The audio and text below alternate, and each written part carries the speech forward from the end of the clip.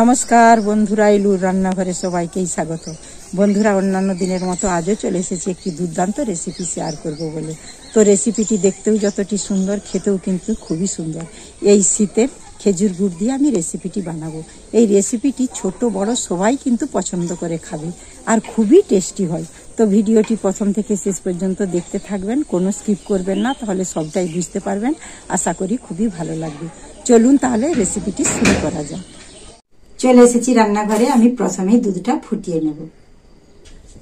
এবার আমি কড়াতে দুধ দিয়ে দিচ্ছি। আমি এখানে 500 দুধ নিয়েছি, আপনারা চাইলে পরিমাণ মতো নেবেন আপনাদের।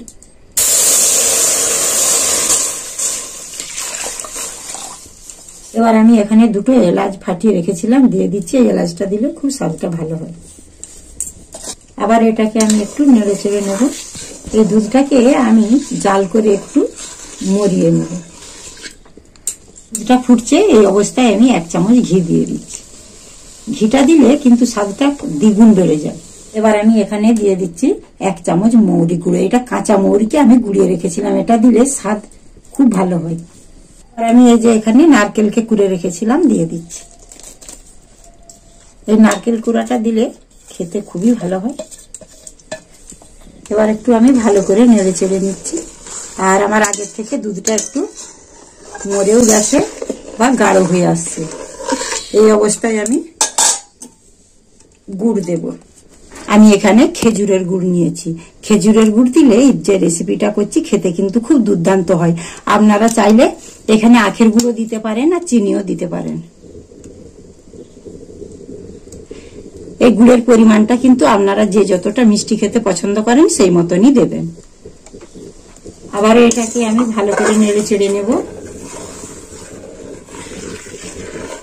এই যে গুড় দিয়ে দেওয়ার কারণে কত সুন্দর রংটা হয়ে গেছে, দেখুন কালারটা কত সুন্দর চলে এসেছে।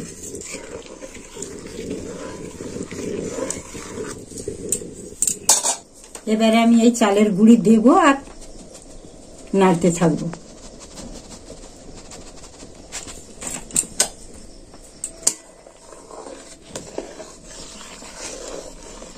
এটা ভালো করে নাড়তে হবে, নইলে দোলা বেঁধে যেতে পারে।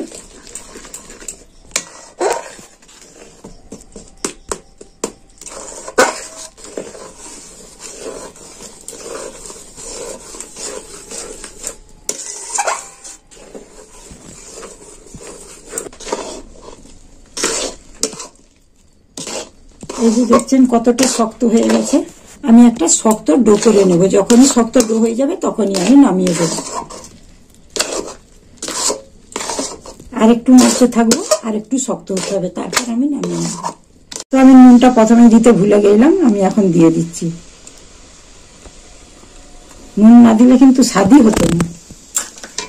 আবার এটাকে আমি ভালো করে নেড়ে চেড়ে নেব, নুনটা যাতে ডোয়ের মধ্যে ভালো করে মিশে যায়। দেখুন এই যে একটা শক্ত ডোয়ের মতো হয়ে গেছে। এটাকে আমি এবার নামিয়ে দেব, দিয়ে আমি কিছুক্ষণের জন্য এটা ঠান্ডা করতে দিয়ে দেব। এই যে আমি হাতে ঘি বুলিয়ে নিয়েছি। আমি এখান থেকে একটু লেচি কাটার মতো কেটে নিচ্ছি। আমি সাইজটা এরকম করছি, আপনারা বড় ছোট করে নিতে পারেন। আপনারা ধরনটা যে যেমন করতে পারেন। আমি এরকম চ্যাপ্টা টাইপের করছি, আপনারা লম্বাও করতে পারেন, গোলও করতে পারেন।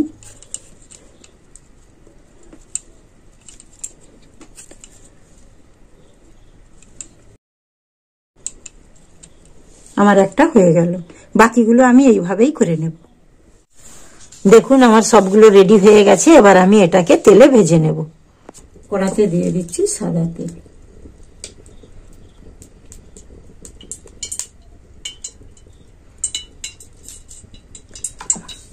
এবার আমি দিয়ে দিচ্ছি। এটা অল্প আঁচেই ভাজতে হবে, একটু ধৈর্য ধরে ভাজতে হবে, নইলে ভেতরটা কাঁচা থাকবে আর উপরটা পুড়ে যাবে। একটু যদি অল্প আঁচে ধৈর্য ধরে ভাজি, তাহলে উপরটা খুব মুচমুচে, খেতে সুন্দর হবে, আর ভেতরটাও একটু নরম হবে, মুচমুচেই হবে।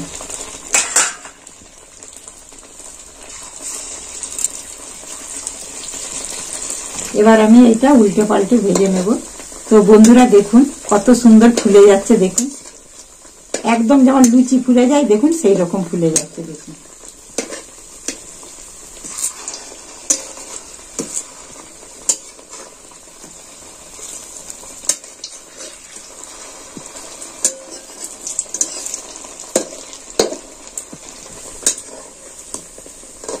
দেখুন বন্ধুরা কত সুন্দর কালারটা হচ্ছে।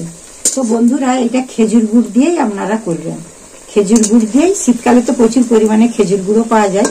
এই পিঠেটা কিন্তু খেজুর গুড় দিয়ে খেতে বেশি ভালো লাগে। তো আখের গুড় দিয়েও হবে, কিন্তু সেইটা তত স্বাদ হবে না।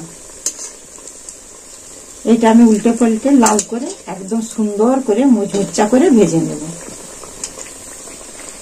আমার একদম উল্টে পাল্টে লাল করে ভাজা হয়ে গেছে। এবার আমি তেল ঝরিয়ে তুলে নিচ্ছি।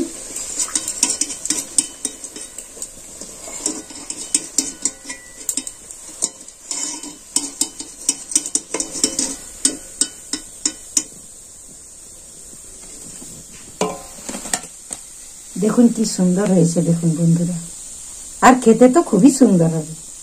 এইভাবে আমি বাকিগুলো ভেজে নেব।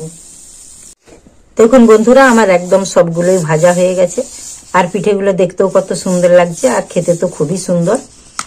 দেখুন একদম নরম তুলতুলে হয়েছে, উপরটা একটু মুচমুচে আর ভেতরটা একদম সফট নরম তুলতুলে হয়েছে। দেখুন এই দেখুন, দেখলেই বোঝা যাচ্ছে। দেখুন এই দেখুন, আর একদম লুচির মতো ফুলে গেছে এই দেখুন। আর এই পিঠেটা এতই সুন্দর খেতে, এই শীতের সন্ধ্যায় যদি আপনি বানিয়ে দেন না, যে কখনো পিঠে খায়নি সেও চেয়ে খাবে, 5টার জায়গায় 10টা খেয়ে নেবে। এতটাই টেস্টি আর এতটাই খেতে সুন্দর।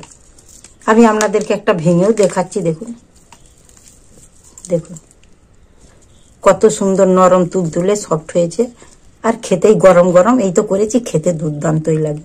আপনারাও কিন্তু একবারটি এইভাবে বাড়িতে আমার মতো বানিয়ে খাবেন, তারপর আমাকে কমেন্টে জানাবেন। তৈরি হয়ে গেল খেজুর গুড়ের ভাজা পিঠে। তো বন্ধুরা আমার এই খেজুর গুড়ের ভাজা পিঠেটা কেমন, রেসিপিটা কেমন লাগলো আমাকে অবশ্যই কমেন্টে জানাবেন।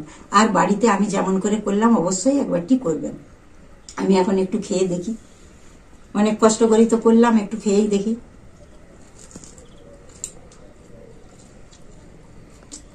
দারুণ হয়েছে, গরম গরম খেতে খুব সুন্দর লাগছে।